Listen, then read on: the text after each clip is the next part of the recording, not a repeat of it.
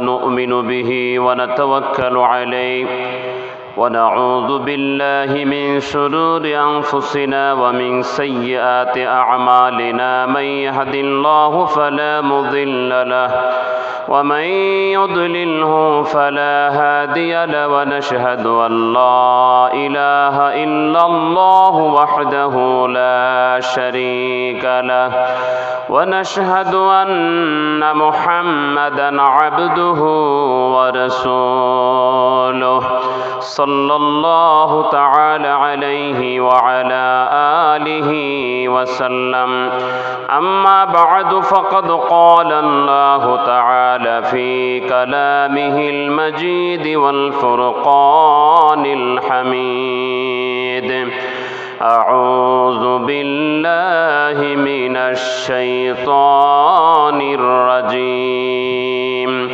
بسم الله الرحمن الرحيم قد أفلح المؤمنون الذين هم في صلاتهم خاشعون والذين هم عن اللغو معرضون وقال تعالى إن الله وملائكته يصلون على النبي يا أيها الذين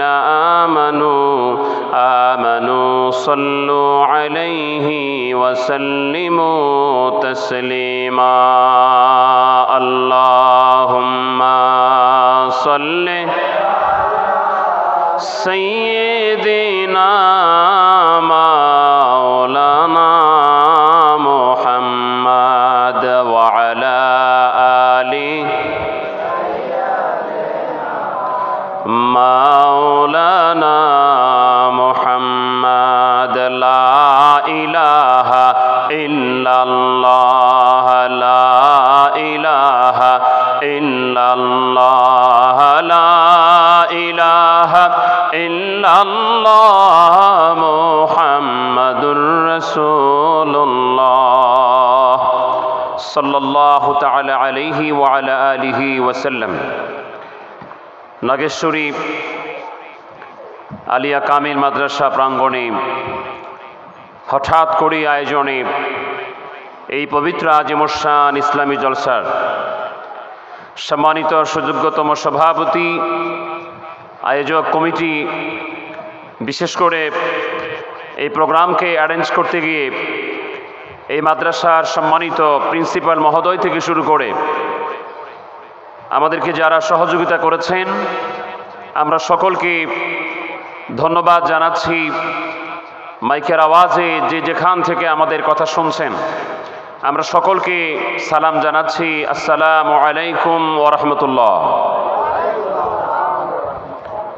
প্রাণপ্রিয় নাগেশ্বরীবাসী, আমার মহব্বতের জাকেরান আশেকান মুমিন মুসলমান ভাইরা, আমরা এখানে যারা উপস্থিত আছি, প্রথমেই আমি আমার মনের একটা ভিউ আপনাদের সাথে শেয়ার করি।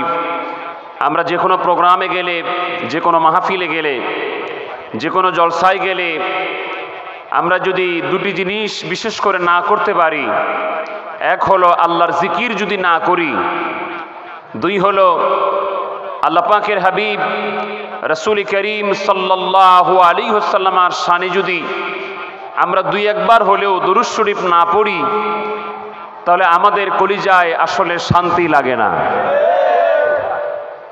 আমার কথার সাথে কি আপনারা একমত?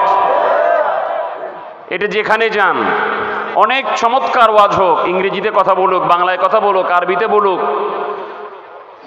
যতই করুক না কেন, সেখানে যদি আল্লাহর জিকির না হয়, নবীর দুরূদ না হয়, তাহলে আমরা আত্মায় শান্তি পাই না, খোরাক পাই না।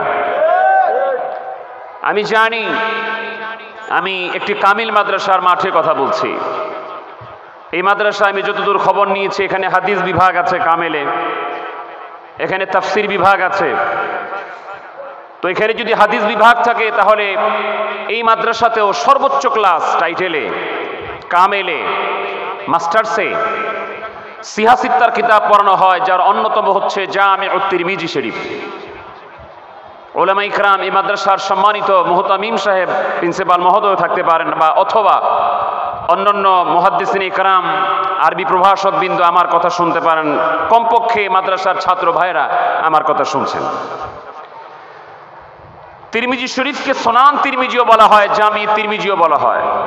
এখানে একটি হাদিস, সব দলিলগুলি দিলে, এবারত বললে 2-3 ঘন্টা দরকার, তা আমার সময় হলো 20-25 মিনিট। এর ভিতরে আমাকে শিরোনাম আকারে কথা বলতে হচ্ছে। জামিউ তিরমিজির মধ্যে রাসূল করিম সাল্লাল্লাহু আলাইহি ওয়াসাল্লাম একটা হাদিস, রাসূল বলছেন, যেই প্রোগ্রামে, যেই বৈঠকে, যেই মজলিসে আমার আল্লাহর জিকির করা হয়, আল্লাহর প্রশংসা করা হয়, দ্বিতীয় নাম্বার আমি নবীর উপর দুরূদ শরীফ পড়া হয়, রাসূল করিম সাল্লাল্লাহু আলাইহি ওয়াসাল্লাম গ্যারান্টি দিচ্ছেন ওই প্রোগ্রাম অবশ্যই আল্লাহর দরবারে কবুল হয়ে যায়। আমি এমনি বলি নাই, এই দুইটা কাজ না হলে আমাদের শান্তি লাগে না। আমার রাসূল বলেছেন, যে প্রোগ্রামে দুটি কাজ হবে, আল্লাহর জিকির এবং আমি নবীর উপর দুরূদ শরীফ, ওই প্রোগ্রাম অবশ্যই আল্লাহর দরবারে কবুল হয়ে যাবে। কোন রাসূল বলছেন? যে রাসূল যদি কাউকে জান্নাতি ঘোষণা দেন, ওই লোকটি জান্নাতি হয়ে যায়। যে রাসূল কাউকে জাহান্নামী বললে, ওই লোকটা জাহান্নামী হয়ে যায়। যে রাসূল কোন জিনিসকে হালাল বললে, সেটা হালাল হয়ে যায়। যে রাসূল কোন জিনিসকে হারাম বললে, ওটা হারাম হয়ে যায়। যে রাসূল দুনিয়ার থেকে আঙ্গুল উঁচা করলে, আকাশের চাঁদ 2 টুকরা হয়ে যায়।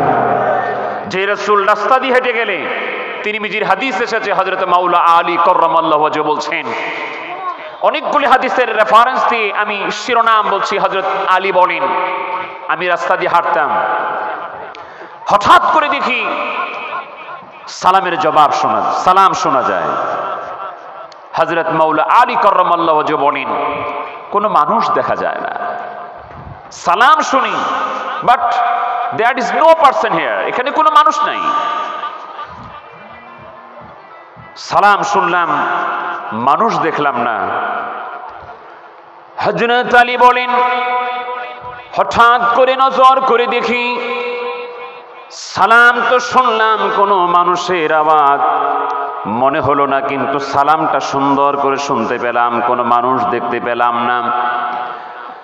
নজর করে দেখি, ভালো করে লক্ষ্য করে, একটি পাথর পড়ে আছে। আমি স্পষ্ট আকারে বুঝতে পারলাম, এই সালামটা কোনো মানুষ দেয় নাই, কোনো জিন দেয় নাই। আমার দয়াল নবীজি রাস্তা দিয়ে হেঁটে যাচ্ছেন, আমার দয়াল নবীজিকে পড়ে থাকা পাথরে সালাম দেয়। হযরত আলী বলেন, শুধু তাই না, আমি যখন কোন পাহাড়ের পাশ দিয়া রাহমাতুল লিল আলামিনের সাথে হেঁটে যেতাম, নজর করে দেখি সালামের আওয়াজ কিন্তু মানুষ নাই। ভালো করে লক্ষ্য করে শুনলাম, 2 পাশের পাহাড়গুলি আমার দয়াল নবীজিকে সালাম দিচ্ছে। লম্বা হাদিসটা বলার আমার সময় পাচ্ছি না। সহিহ মুসলিম শরীফের হাদিসে নবী বলেন, আমি রাহমাতুল লিল আলামিন মক্কার জমিনের ওই পাথরটাকে এখনো চিনি, যেই পাথরটা আমি নবীর ইলানে নবুয়ত, ইজহারে নবুয়ত, আমি নবীজির উপরে আনুষ্ঠানিক ওহী নাজিল হবে তার আগেই যেই পাথরটা আমাকে সালাম দিত, আমি নবী রাহমাতুল লিল আলামিন এখনো ওই পাথরটাকে চিনি। জোরে কান সুবহানাল্লাহ। ব্যাপক দালাইল। আমরা সবগুলি হিসাব করে দেখলাম, যেই পাথরটা ইলানে নবুয়তের আগে, ইজহারে নবুয়তের আগে আমার দয়াল নবীজিকে সালাম দিতেন, ওই পাথরটা হলো হাজর আসওয়াদ। জোরে কান আল্লাহু আকবার। ভাইরা আমার, রাসূল করিম সাল্লাল্লাহু আলাইহি ওয়াসাল্লাম তিনি বসে আছেন মসজিদ নববীর। হঠাৎ করে এক লোক আসলো, হযরতে ওমর রাদিয়াল্লাহু তাআলা হাদিসের রাবী। তিনি বলছেন, আমরা কেউ লোকটাকে চিনলাম না, কিন্তু মক্কার মদিনার আশেপাশের কোনো লোক না। আবার অনেক দূর থেকে যে লোকটা আসছে, আসলে ক্লান্তি থাকে, সফরের ক্লান্তি থাকে, পোশাক ময়লা হয়ে যায়। বিশেষ করে সাদা পোশাক তো জার্নি করলে ময়লা হয় তাড়াতাড়ি। অথচ লোকটার পোশাক আশাক ময়লা না, এলাকার কোনো লোকও না। এসে বসলো, দয়াল নবীজির কাছে মৌলিক 3টা প্রশ্ন করলো, সংশ্লিষ্ট আরেকটি প্রশ্ন করলো। রাসূল করিম সাল্লাল্লাহু আলাইহি ওয়াসাল্লাম 3টা প্রশ্নের এবং সংশ্লিষ্ট ওই প্রশ্নের জবাব দিলেন। এই লোকটি উঠে চলে গেল। আমরা রাসূল করিম সাল্লাল্লাহু আলাইহি ওয়াসাল্লামের কাছে বসা, দয়াল নবীজি বললেন, আমার সাহাবীরা, তোমরা কি চেনো এই যে লোকটা আমার কাছে আসলো তার পরিচয় কি, তোমরা কি জানো? সাহাবায়ে কেরামের জবাব শুনেন। সাহাবায়ে কেরাম জবাব দিলেন, আল্লাহু ওয়া রাসূলুহু আ'লাম। আরবিটা হয়তো আপনারা বুঝেন নাই, কিন্তু আমি তারপর আপনাকে আমি আরবিটা আবার বলছি, আপনাকে অবশ্যই আমি আহ্বান করব আপনারা আল্লাহু আকবার বা মারহাবা বলবেন। আমি হাদিসটা আবার বলছি। সাহাবায়ে কেরাম বললেন, আল্লাহু ওয়া রাসূলুহু আ'লাম। জোরে কোন আল্লাহু আকবার। এর মানে হলো আমার আল্লাহ সবচেয়ে ভালো জানেন, আমার রাসূলও সবচেয়ে ভালো জানেন। জোরে কোন সুবহানাল্লাহ। আমি জানি আমি একটা আলিয়া কামিল মাদ্রাসার মাঠে কথা বলছি, এটা আমার মাথায় আছে। তাহলে এখন যদি আপনি বলেন রাসূল কিছুই জানে না, কি জানে না জানে, আমি বলবো ভাই আপনার কথার সাথে আমার রাসূলের সাহাবীদের কথা মিলে না। আপনি এখন 1400 বছর পরে তাফসীর পড়েছেন, হাদিস পড়েছেন, ফিকহ পড়েছেন, that is no problem, I have no objection. But আপনি যে ভাষায় কথা বলছেন, আমার রাসূলের সাহাবায়ে কেরাম আমার রাসূলের সামনে ওই ভাষায় কথা বলতেন না। আমার রাসূলের সামনে আপনি হাদিস যদি নিয়ে আসতে চান, বুখারী, আমি জানি এই মাদ্রাসায় হয়তো কোনো ক্লাসে বুখারী শরীফ আছে, মূল বুখারী থাকতে পারে। আমরা অনেক সময় কিতাবের কথা বলি, চ্যালেঞ্জ করি যে কিতাব আনেন বা অমুক জায়গায় আছে। আজকে তো ওই সুযোগও নাই, কোনো আলেম হয়তো আমাকে মুফতি মাসুদকে ওটা মাথায় রেখে আমি কথা বলছি। আপনি বুখারী খোলেন, মুসলিম খোলেন, তিরমিজি খোলেন, আবু দাউদ খোলেন, নাসাই খোলেন, যখনই সাহাবায়ে কেরামকে নবীজি প্রশ্ন করেছেন যে তোমরা বলো তো এটা কি, আল্লাহ পাকের হাবিবকে সাহাবায়ে কেরাম জবাব দিতেন, আল্লাহু ওয়া রাসূলুহু আ'লাম। এটা ইসমে তাফজিলের সিগা, অর্থাৎ আমার আল্লাহ সবচেয়ে ভালো জানেন, আমার রাসূলও সবচেয়ে ভালো জানেন। জোরে কোন আল্লাহু আকবার।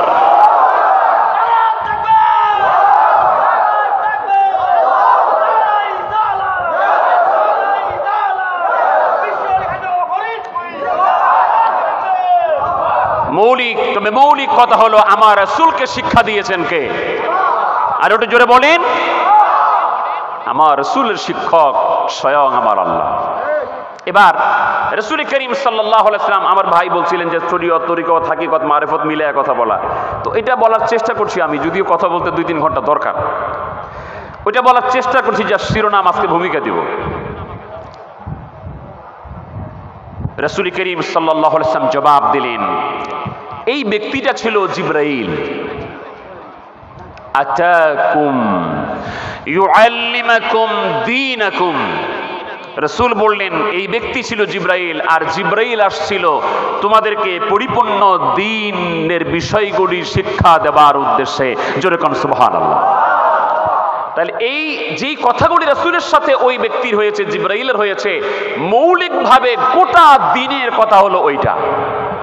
এজন্য আলেম ভাইরা জানেন কুরআনুল কারীমের সবচাইতে প্রসিদ্ধ সূরার নাম সূরাতুল ফাতিহা। এটার আরেকটা নাম হচ্ছে উম্মুল কিতাব, উম্মুল কোরআন। এটা কোরআন শরীফের মূল সূরা। হাদিসের একটা মূল হাদিস আছে, যত হাদিস আছে তার মৌলিক একটা হাদিসের নাম হলো উম্মুল হাদিস, যেটার অপর নাম হচ্ছে হাদিসে জিবরাইল। যে হাদিসটা নিয়ে আমরা আজকে আলোচনা করছি, হাদিসটা বুখারীতেও আছে, হাদিসটা মুসলিমেও আছে, হাদিসটা মিশকাতুল মাসাবিতেও আছে, অনেকগুলি কিতাবে আসছে। কিতাবের নাম বললে অর্ধেক সময় যাবে, আমি সেদিকে কম যাচ্ছি। তাহলে মৌলিক কথা হলো এটা হলো মূল হাদিস, আর রাসূল বলছেন এটাই পরিপূর্ণ দ্বীন। তার 3টা বিষয়, একটা হচ্ছে ঈমান, আর একটা ইসলাম, আর একটা ইহসান। কয়টা জিনিস ভাই? সবাই বলেন কয়টা? হাদিসের সিরিয়ালে ঈমান, এক হাদিসে ঈমান আগে আসছে, ইসলাম দ্বিতীয়তে আসছে, আরেক হাদিসে ঈমান প্রথমে আসছে, ইসলাম প্রথমে আসছে, ঈমান দ্বিতীয়তে আসছে। অতএব যদি বলেন ঈমান, ইসলাম, ইহসান, তাও ঠিক। যদি বলেন ইসলাম, ঈমান, ইহসান, তাও ঠিক। দুটি হাদিসে আসছে। 1 নাম্বার ঈমান। ঈমান কি? ঈমান হচ্ছে বিশ্বাস, আকীদা। আমরা কেন বলি যে আকীদা শুদ্ধ করতে হবে, আহলুস সুন্নাত ওয়াল জামাতের আকীদার মতো করতে হবে? কারণ ইসলামের মৌলিক তিনটা জিনিসের একটা হচ্ছে ঈমান, আকীদা। এটা আকীদা ভিত্তিক। 2 নাম্বার, ইসলাম এটা হচ্ছে মাসআলা ভিত্তিক, ফিকাহ ভিত্তিক। এখানে ফিকার ক্লাস আছে কিনা জানি না, শুনলাম যে নাই, ফিকা নাই, হাদিস আর তাফসীর আছে। 2 নাম্বার হচ্ছে ফিকহের মাসআলা, অর্থাৎ নামাজ কেমনে পড়বেন, রোজা কেমনে রাখবেন, হজ কেমনে করবেন, যাকাত কেমনে দিবেন। তো আমাদের দেখা যায় এই দুইটা নিয়ে মোটামুটি ঈমান নিয়ে কম আলোচনা হলেও হয়। সবাই দাবি করে ঈমান, ভালো, আপনি প্রশংসার দাবিদার। দ্বিতীয়ত আলোচনা হয় ইসলাম নিয়ে, মানে মাসালা মাসাইল, নামাজ পড়তে হবে, রোজা রাখতে হবে, হজ করতে হবে, যাকাত দিতে হবে, বাস, এনাফ। কিন্তু রাসূলকে কি শুধু ঈমান আর ইসলাম নিয়ে প্রশ্ন করেছিলেন? শুধু কি 2টা ছিল? না না, কয়টা ছিল? সবাই বলেন না, কয়টা ছিল? তাহলে 3টাকে বাদ দিয়া 2টাকে নিয়ে যারা ইসলামের কথা বলবে, দ্বীনের কথা বলবে, তারা পরিপূর্ণ দ্বীনের কথা বলছে না। পরিপূর্ণ দ্বীনের কথা বলতে গেলে আপনাকে 3টাই বলতে হবে। কয়টা বলতে হবে? তাহলে 3টার 3য় নাম্বারটা কি? এটা হচ্ছে ইহসান। ইহসান কাকে বলে? হযরত জিবরিল প্রশ্ন করলেন, হুজুর মা মা'নাল ইহসান, দয়াল নবী গো, ইহসান কাকে বলে? রাসূল করিম সাল্লাল্লাহু আলাইহি ওয়াসাল্লাম জবাব দিয়ে দিলেন, আন তা'বুদাল্লাহা কাআন্নাকা তারাহু ফাইন লাম তাকুন তারাহু ফাইন্নাহু ইয়ারাক। রাসূল বললেন, তুমি এমন ভাবে আল্লাহর ইবাদত করো যেন তুমি আল্লাহকে দেখতেছো। ওটা যদি করতে না পারো, মনে করো আমার আল্লাহ তোমাকে দেখতেছে। এবার সত্যিকার অর্থে আপনি আমাকে বলেন তো, এই যে আল্লাহকে দেখতেছো, আল্লাহকে দেখে দেখে বন্দি করার মতো ফিলিং, এই মাকাম, এই সিস্টেমে এবং ওই মঞ্জিলে গিয়ে ইবাদত করা, এই শিক্ষা দেওয়া, এইটা কি কোনো আলিয়া মাদ্রাসায়, কোনো স্কুলে, কোনো কলেজে, কোনো ভার্সিটিতে এই ধরনের ইবাদত শিক্ষা দেওয়ার কোনো ক্লাস আছে? পদ্ধতি আছে? আপনি আমাকে দেখান তো, হ্যাঁ এই মাদ্রাসাটা আছে, বা এই স্কুলটা আছে, বা এই কলেজটা আছে, যেখানে আপনি পড়ালেখা করলে আপনাকে ওই বিদ্যা শিক্ষা দেওয়া হবে, যেই বিদ্যা অর্জন করলে আপনি আল্লাহকে দেখে দেখে বন্দী করতে পারবেন। এরকম আছে কি? তাহলে এটাকে বাদ দিয়া দিন হয়? পরিপূর্ণ দিন হবে না। তাহলে পরিপূর্ণ দিন মানতে গেলে আপনার ঈমান লাগবে, ইসলাম লাগবে, ইহসান লাগবে। তো ওই ইহসানটার নাম কি? এখন অনেক মানুষ বলে তাসাউফ, তরিকত, মারিফত, এগুলি আসলে বানোয়াট, ইসলামের না, এগুলি পীর ফকিররা বানিয়েছে। তো আমি আপনাকে বলি, এই মাদ্রাসাতে হাদিস বিভাগে টাইটেলে কামেলে সহিহ বুখারী পড়ানো হয়, তার 7 পৃষ্ঠায়। কত পৃষ্ঠায় ভাই? আমি কিন্তু আন্দাজি পৃষ্ঠা নাম্বার বলছি না। কোন আলেম ভাই এখন এই কিতাব আনলে কিন্তু আমাকে খুলে দেখাতে হবে যে আপনি তো বললেন 7 পৃষ্ঠায়, দেখান। তবে বাংলাটা আনিয়েন না, আবার গাইডটাই জানিয়েন না, যেটা পড়ে পরীক্ষা দেন এটা আনিয়েন না, যেটা মূল অরিজিনাল, যেটা আরবি টু আরবি, যেটার মধ্যে জের জবর পেশ দেওয়া নাই, দেওবন্দি ছাপ, ওটার 7 পৃষ্ঠায়। আবু আব্দুল্লাহ মুহাম্মদ ইবনে ইসমাইল ইবনে ইব্রাহিম আল জুফি আল বারদিসবা আল বুখারী রাহমাতুল্লাহ আলাইহি, তিনি বিশ্ববিখ্যাত আল জামিউল মুসনাদুস সহিহুল মুখতাসার মিন উমুরি রাসূলিল্লাহ সাল্লাল্লাহু আলাইহি ওয়াসাল্লাম ওয়া সুনানিহি ওয়া আইয়ামিহি, আই সহিহুল বুখারীর 7 পৃষ্ঠায় বলছেন, বাবু কাউলিন নবী সাল্লাল্লাহু আলাইহি ওয়াসাল্লাম আনা আ'লামুকুম বিল্লাহি ওয়া আন্নাল মারিফাতা ফি'লুল কলব।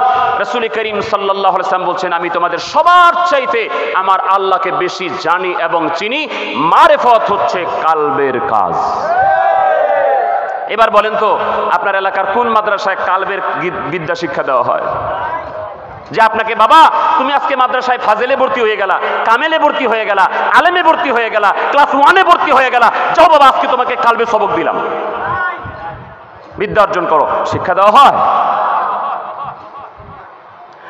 আমার রাসূল বললেন, আল্লাহকে চিনার বিদ্যা যেটা, এটা কালবের কাজ। বিশ্ব জাকির মঞ্জিল কে পছন্দ করেন আর কে পছন্দ করেন না সেটা আপনার ব্যাপার, কিন্তু বিশ্ব জাকির মঞ্জিল 18 পাক দরবার শরীফে খাজা বাবা ফরিদপুরের কর্মসূচি যেমন ঈমান তেমন ইসলাম তেমনি ইহসান।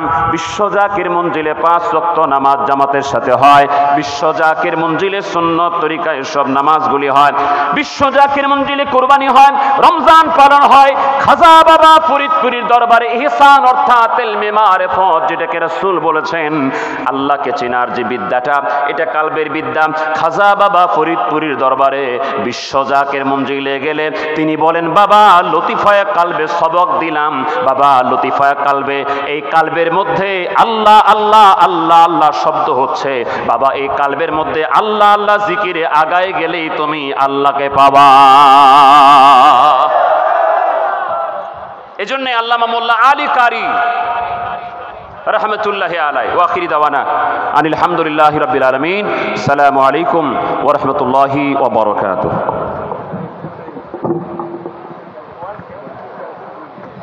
ইয়া নবী সালামু আলাইকা, ইয়া রাসূল ইয়া হাবিব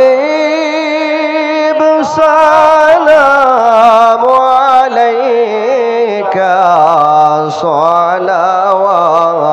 সালাওয়াতুল্লাহ আমার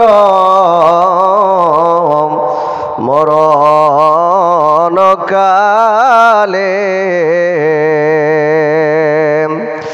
রাসূল আপনাকে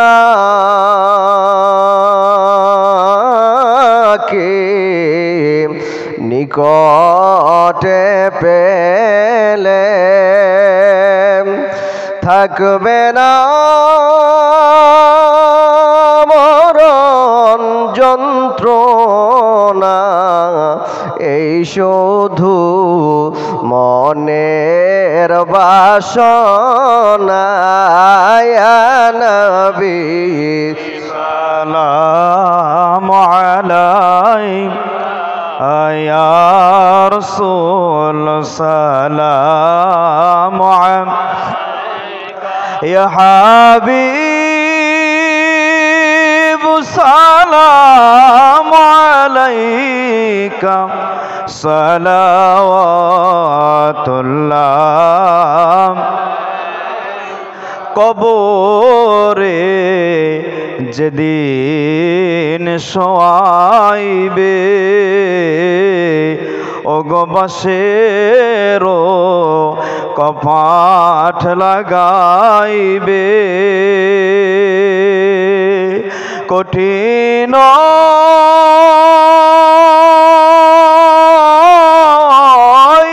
বিপদের কালে নবী থাইকেন গো মোদের শিওরে।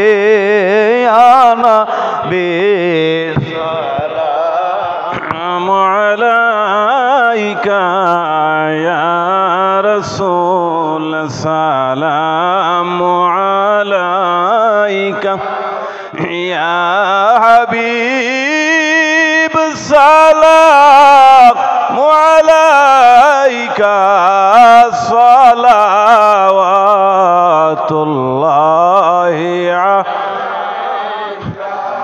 আপনি মুমিন মুমিনাতের গলার মালা, আপনি মুমিন মুমিনাতের গলার মালা, আপনায় পেয়ে